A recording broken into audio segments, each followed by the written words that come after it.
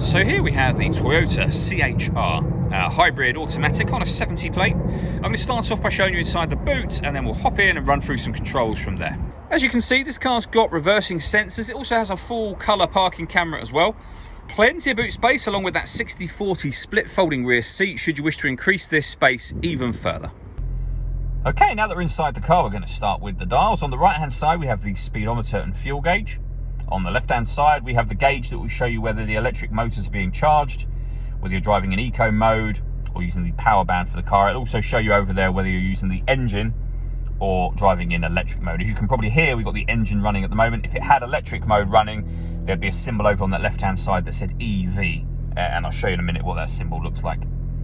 If we back out to the steering wheel, on the left hand side we have stereo and phone controls, and on the right hand side we have cruise control with speed limiter.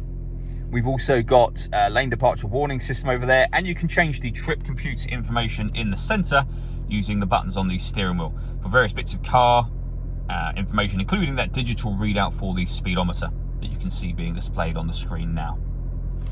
Over in the center we have the touchscreen, which includes, as you can see, satellite navigation. There's a full video showing how Toyota's satellite navigation system works, which you can find on our website as well as on our YouTube channel as well. The home button will always take you back to this menu that we're on, or you can access certain menus directly, so audio, your map for example. When it comes to audio in this car, we've got a few ways in which you can listen to your music. So you can see there AM, FM and DAB radio. We have USB input.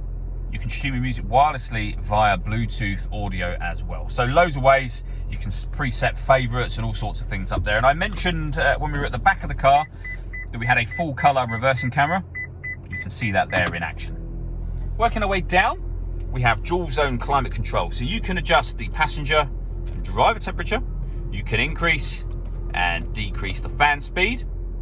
You can determine what direction you'd like the air to be distributed in. When you're happy with all of those settings, that button turns your air conditioning on, and it's on right now. It will turn it off again, of course. Or hit auto. The car will take control of the fan speed and the direction of the air to maintain the temperatures you've asked for. And you can override that by making any manual adjustment you wish to. We've also got heated driver and passenger seat, both with 3 different heat settings on each. Below that, we have the USB input, some storage, cup holder just there, the gear lever for the fully automatic gearbox, and then these buttons here. So that turns the electronic handbrake on and off. We can turn off the traction control. We have an auto hold function for the handbrake, and that's the EV symbol that I was on about before. Now, if the car had enough electric charge, pressing that button would force it into EV mode, which is what's just happened. And in the dead center in the bottom below the total miles for the car, you can see it says EV with EV mode next to it. That's to show that the car is still running, but in its electric vehicle mode. All that leaves me to say is thank you for taking the time to watch this video. If you'd like to come and see the car in person and have a test drive, please feel free to call any of our MJA sites. We'd love to hear from you soon.